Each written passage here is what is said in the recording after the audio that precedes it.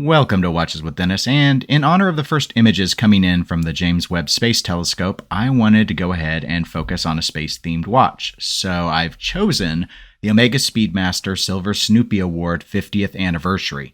This is the Omega reference number 310.32.42.50.02.001.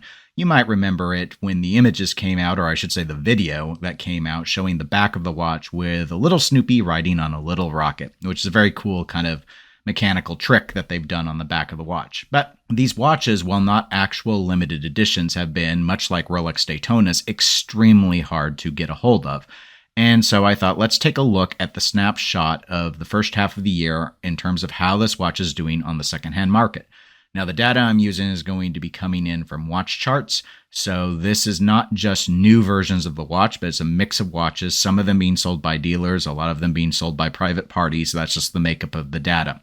So let's go ahead and take a look at the first graph that I have. This graph starts with a $0 y-axis. So you can see overall that the performance for the first half of this year has not been all that dramatic in terms of change. The line is hugging that $30,000 price point. A lot of it has been above. You can see towards the tail end, towards the most current time period, and we're in the middle of July at this point, that it actually just fall below that line. But there's nothing particularly dramatic on the grand scale of the price of the watch. As such, we need to zoom in to be able to actually see what's been going on in terms of the performance. So let's go ahead and do that now. And with this version of the graph, you can see in a lot more detail, because we're looking at just a few $100s of changes, because my range here is about $28,000 to $32,000, what has actually been going on with the watch.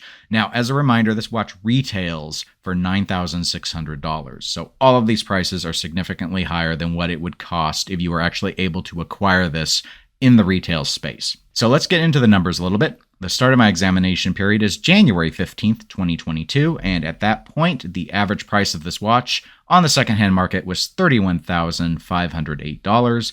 You can see that it dipped for a little while towards mid-February, then it started to go back up during mid-March, when, incidentally, if you've seen any of my other videos, March 2022 is when we started to see a price fall off for a lot of different watches. Clearly not the case here for the Silver Snoopy Award.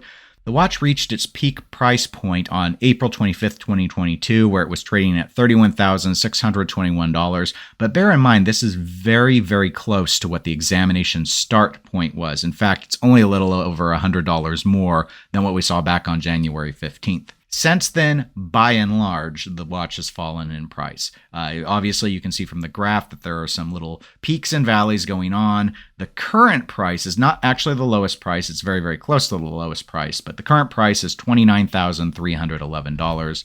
The lowest price that we saw in my snapshots was actually the July 5th price at $28,902. So that was the one point in this entire 6-month period where the watch dropped below $29,000. It's gone up about $400 since then, but still, overall, it's quite low compared to where it's been at during most of 2022. So, what do I think is going to happen in the future with this watch? It's tough to say, other than I'm pretty confident, just because of the scarcity, even though it is not actually limited, that this watch is not going to change very much in terms of pricing. We've seen from the data that I've presented that the current price is down from the peak price by about 7.3%.